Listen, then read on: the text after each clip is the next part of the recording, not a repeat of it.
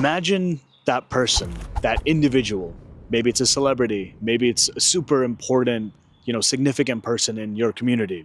Maybe it's whatever. That person, think about them as, let's say, your idol. And in this video, I'm going to go over how to meet them. What's going on, everyone? Hey, make sure to smash and subscribe. Hit that like button. Smash all the buttons. Because I met my idol, but more importantly, it's not about just meeting them the one time.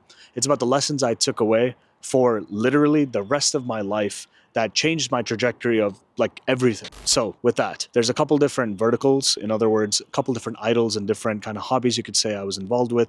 And more than hobby, you can say a way of lifestyle. So the first one being, I love to beatbox. There's, just something about beatboxing that, when I was involved in it, I started it, I couldn't stop it. Let's put it like that.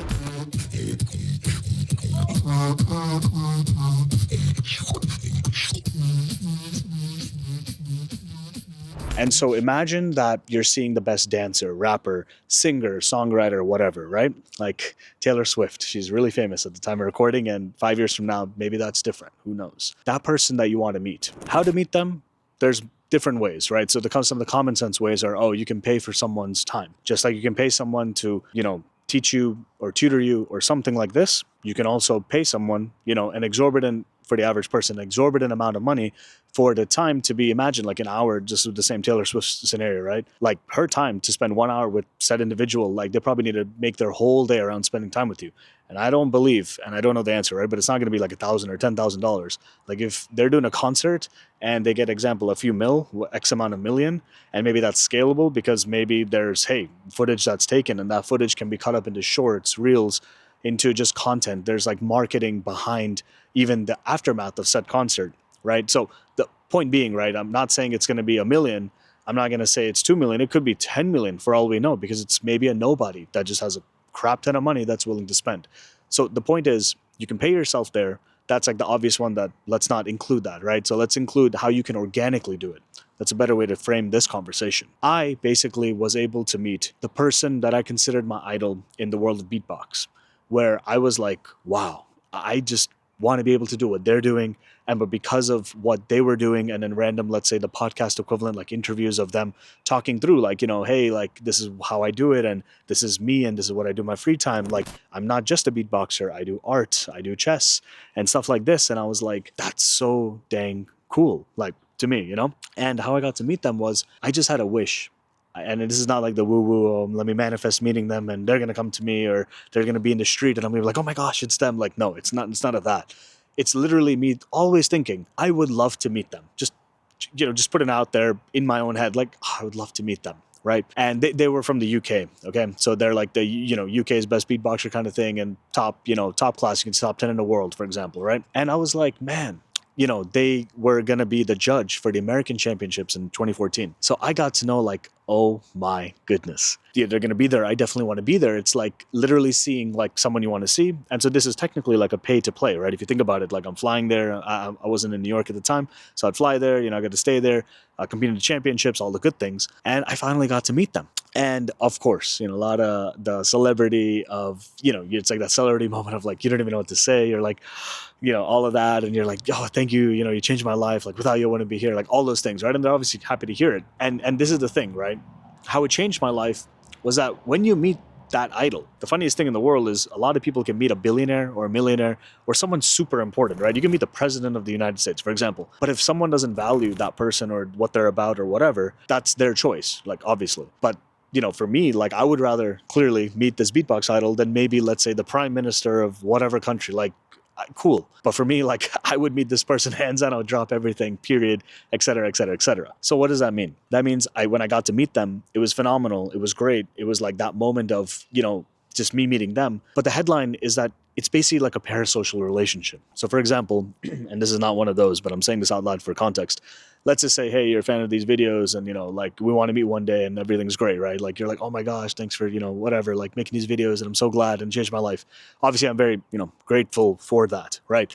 And vice versa. For me, for so many creators, like I would not be here without them. So honestly, like there's so many kind of those idols. But as I got older, you could kind of also say, like, as you get older, you meet a lot of people, you learn a lot of lessons, and you realize like a lot of humans are the same. And that actually is a great segue into what I learned after the fact. So when I met my idol for the first time, it was just the first time. But then I met them again a few years later. And then I get to meet them more and more consistently because what they were involved with, I was in the same circuit. I wasn't trying to meet them, but it happened to be. It's like doing business together with the same people. Like they say, hey, be in Silicon Valley for tech, for startups, for venture capital and all the things, similar to be on Wall Street for everything finance, banking, private equity, what have us, right? So you're basically surrounding yourself with the people, right? Like if you're the average of the 5 people that you surround yourself around, then basically if you're already knowing that, okay, there's, let's just say, right, simple example, 10 people in this whole industry, there's one top dog, and then you're like at, last place, you're like 10th. But the thing is, you probably know numbers 9, 8, 7, 6.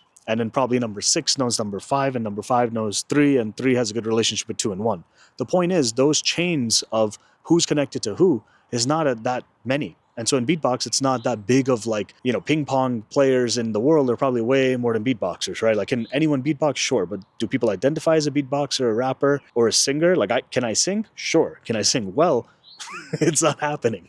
So the point is, I met my idol and eventually we became friends. And that's like a beauty in itself. And that happened because I had enough respect. I garnered enough respect due to the mutual kind of skill agreement and alignment that, hey, we both are, on the same page about X, Y, Z. And this happened in a different realm as well, where without, another thing I was interested in, more like your personal finance niche, I got to meet with them, talk with them. And like my life, I wouldn't be here, be able to make these videos because in like the personal finance niche, it's not about like, they told me exactly how to make money by doing a step-by-step process, but they were sharing their ways and I followed suit. And I ended up with said results in my own fashion based on my own, risk appetite, my own trajectory, what have us, right? In the end, how to get closer to your idol organically is literally like, chances are you're not going to like or care about someone so much for something you don't care about. So if I don't care that much about underwater basket weaving, like that's cool, but do I care? You could be the number 1 underwater basket weaver and I respect you, but am I dying to meet you? You're probably a cool person, right? If you're watching this video, but it's not like this, right? So the inverse is you can literally meet your idol by just being and doing the things that they're also doing.